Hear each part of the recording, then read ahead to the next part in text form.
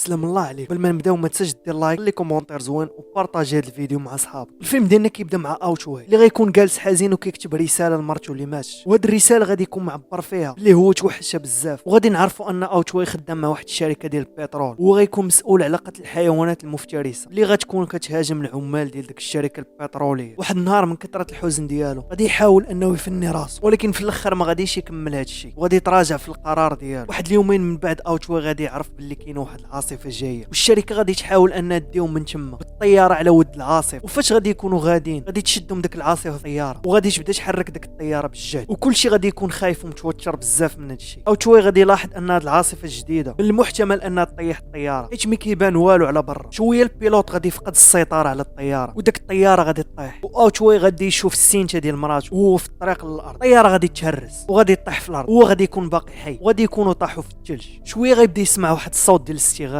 وغيمشي غيلقى واحد الراجل مضروب في رجله، واوتشوي غادي يشوف الجرح اللي في رجله غادي يعتني به. اوتشوي غادي يبان ليه بلي معظم الناس ماتوا في ديك الطياره، والناس اللي بقات حيه غادي تجمع في واحد الطرف من داك الطياره اللي باقي سليم باش يدفاو على البرد. واحد من هذوك الناجين غادي يكون كينزف بزاف وحتى واحد ما يقدر يدير ليه شي حاجه، في الاخر غادي يموت. وغادي نعرفوا ان غير 7 اللي بقاو عايشين في ديك الطياره، وغادي يقول لهم اوتشوي بلي خصنا نجمعوا الحطب باش ندفيو راسنا، الحراره ناقص 10 درجه مئويه ولا ما جمعناش غادي نتجمدوا. في الليل اوتشوي غادي يسمع واحد الصداع خارج من الطياره وغادي يسحب لان شي واحد مازال عايش، ولكن غادي يكتشف انه ذئب ياكل واحد من الجثث ديال الناس اللي ماتت في داك التحطم ديال الطياره. غادي يحاول اوتشوي انه يجري على داك الذئب، لكن داك الذئب غادي يهجم عليه وغادي يشدو من رجله، واوتشوي غادي يبقى يقاوم حتى غادي يجيو صحابو غادي يعتقوه من داك الذئب. اوتشوي غادي يتجرح واحد الجرح بسيط وغادي يوقفوا النزيف ديالو. واحد من اللي كانوا معاه غادي يسولوه علاش الذئب هاجم، وغادي يسولوه هذا السؤال بحكم انه خبير في الحيوانات المفترسه. غادي يقول لهم اوتشوي باللي فاش كنكونوا قراب من الذئاب 48 كيلومتر تيعرفونا وتيجيو يهاجمونا. شويه غادي يسمعوا واحد الصوت وغادي ينوضوا يشوفوا داك الصوت وغادي يلقاوه قطيع من الذئاب جايين باغيين يهاجموا. اوتشوي غادي يقول لهم بقاو مجموعين حيت الذئاب ما كتهجمش على مجموعه انما كتهجم على فرد. غادي يقول لهم شي واحد خصو يبقى عساس ويفيقنا لا هجموا الذئاب. فعلا واحد فيهم غيبقى عساس وغيبغي يمشي يدير الطواليت ديالو، ولكن غيغفل ويهجم عليه واحد الذئب، والذئب غيشدو لدرجه انه ما غاديش يخليه يغوت على صحابه. فاش غادي ينوضوا في الصباح غادي يلقاوه كلاوه الذئب. اوتشوي غادي يلاحظ ان الذئاب ما كلاوهش كامل انما بغاو يصفيوه عليه. اوتشوي غادي يقول للاخرين باللي اي لحظه يقدروا يجيو يهاجمونا عاوتاني. اوتشوي غادي يقول لهم نمشيو للغابه باش ما نكونوش فريسه سهله للذئاب. واحد منهم سميتو ديريز ما يبغيش يدير بالتعليمات ديال اوتشوي وغادي يقول ليه انت ماشي القائد ديالنا. غادي يقول لي اوتشوي اسمعني ولا ما تسمعنيش، بغيتي تبقى فريسه سهله للذئاب بقى هنايا. وديريز في الاخر غادي يضطر انه يمشي معاهم باش ما يبقاش فريسه سهله للذئاب، وغادي يقلب اوتشوي الستاك ديالو غيلقى البندقيه ديالو وهاكله العصا، وغادي يقرروا انهم يقلبوا شكير ديال الناس اللي ماتوا باش فاش يمشيو عند عائلاتهم يعطيهم حوايج، وغادي يتحركوا من تما. وهما غاديين الرياح غادي تكون قويه بزاف وثلجيه بزاف وما كيبان والو، وغادي يكون التنقل ديالهم صعيب. وغادي نتفاجئوا ان الذئاب غادي تهاجم اندريز اللي غادي يكون غادي بوح واللي غيكون معطل على الفريق اللي غيبدا يغوتوا. فاش غادي يسمعوا صحابه غادي يجيو وغادي يلقاو الذئاب مشات وغادي تكون دغيا صفات عليهم مشات، غادي يبقى فيهم بزاف وغادي ياخذوا البيسطام ديالو وغادي يمشيو لا يمشي يهجم عليهم الذئب عاوتاني. فاش غادي يقربوا للاشجار غادي يتفاجئوا بواحد المجموعه ديال الذئاب تابعاهم وغادي يخافوا بزاف وغيوليو يجريو. وفاش غادي يوصلوا لذاك الغابه غادي يلقاو الذئاب محوطين داك الغابه وتيتسناو. اوتشوي غادي يشعل واحد العافيه دغيا حيت الذئاب تتخاف من العافيه، والذئاب فاش غتشوف داك العافيه غادي تخلع وغادي تمشي. اوتشوي غادي يقول لهم باللي خصنا نتعاملوا مع الذئاب كما كيتعاملوا معانا واننا خصنا نقلوا من العدد ديالهم قبل هما ما يقلوا من العدد ديالنا. غادي يجبد الكارتوشات اللي عنده وغادي يجيبوا عصي وغادي يقول لهم ديروا داك الكارتوشات او القرطاسات كل عصيه من العصي، وفاش يقرب حداكم شي ديب عطيوه ليه الراس. هاد القضيه تقدر تاثر عليهم وتصفي عليهم. دياز غادي يبدا يستهزئ وغادي يقول ليه باللي هاد الشيء غيؤدي للموت ديالنا كاملين، وغادي يلوح داك العصا ومع غادي يلوحها غادي يتفاجئ بواحد الديب تيهاجم عليه، وغادي يطبقوا داك الفكره اللي قال لهم اوتشوي انهم يضربوه بالقرطاس، وفعلا غادي تنجح داك الشيء وغيموت داك الديب. اوتشوي غادي يقول لهم باللي هاد الديب صغير ومصيفطينه باش يعرف القوه ديالو، وغيشدوا داك الديب وغادي يعلقوه ويشويوه وياكلوه باش ما يموتوش من الجوع. دياز غادي يعتذر من اوتشوي وغادي يقول لي انا راه غنتوتر داكشي علاش كنتعامل. بيرك غادي يقول لهم باللي انا مريض وما نقدرش نستحمل هاد الظروف هادي. اوتشوي غادي يقول لهم من الطبيعه ديال الذئاب الانتقام وما غاديش يسكتوا على الذئب اللي صفيناه عليه لا غد ليه، وبسبب الظروف القاسيه بيرك غادي يموت من العاصف وغادي يبقى فيهم بزاف وما غيكون قدامهم والو يديروا غير انهم يخليو بيرك تما ويكملوا الطريق ديالهم. غادي يكملوا الطريق ديالهم وغادي يوصلوا لواحد البلاصه وغادي يسمعوا المجرى ديال الماء وغادي يكون واحد الواد تما، وغادي يكون هذا هو الاخر ديال الطريق وما عندهمش شي طريقه باش يدوزوا الضفه الاخرى. اوتشوي غادي طيح عليه واحد الفكره، غادي يقول لهم غنشدوا قنبه نلوحوها للشجره من الشجر اللي قدامنا، واحد يخاطر انه ويتلاح ويدير الطريق للاخرين باش يتزلقوا على داك الحبل اللي تما ويدوزوا للضفه الاخرى. هندريك غادي يطوع على هاد القضيه وغادي يتلاح، لكن فاش غيتلاح الحبل غادي يتقطع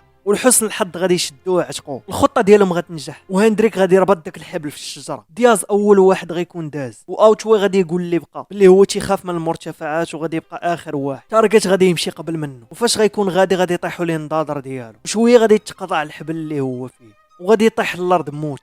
والدياب غادي تشم ريحه الدم وغادي تجي الجثه ديالو وغيبقى يغوت انه يجيو يعتقوه، لكن غادي يديوه الدياب ودياز غادي يطيح من فوق الشجره وغادي تهرس ليه رجله وغادي يحزنوا كاملين على تارجت، ولكن غيكون قدامهم غير يكملوا الطريق ديالهم. دياز غادي يقول لهم غير كملوا الطريق وما غاديش يقدر يكمل الطريق برجله مهرسه وغادي يقول لهم صافي غير سيروا، انا عشت الحياه ديالي وبغيت نموت في شي بلاصه بحال هادي. غادي يكملوا الطريق ديالهم وهما غادي يوصلوا جنب واحد الواد وغادي يتفاجئوا بواحد جوج دياب تابعينهم وغادي يهربوا منه.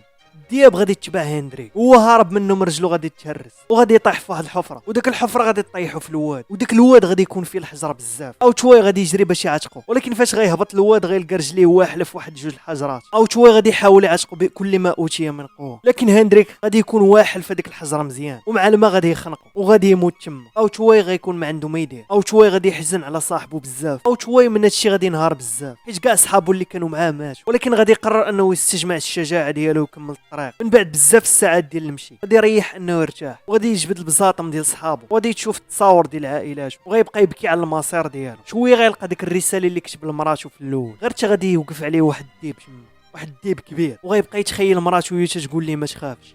هنا غادي يستجمع الشجاعه ديالو وغادي يقرر انه يتقاتل مع داك الديب وغادي يشد واحد الموس وغادي يلصقو في يديه وغادي يشد شي قراعي مهرسين وغادي يلصقهم في يديه بالسكوتش كحله وغادي يتواجه مع داك الديب وغادي يصفي على داك الديب. الفيلم ديالنا غادي يسالي هنا. لو وصلتي لهنا ما تنساش دير لايك كومونتير زوين وبارطاجي هذا الفيديو مع صحابك. يلا بيس.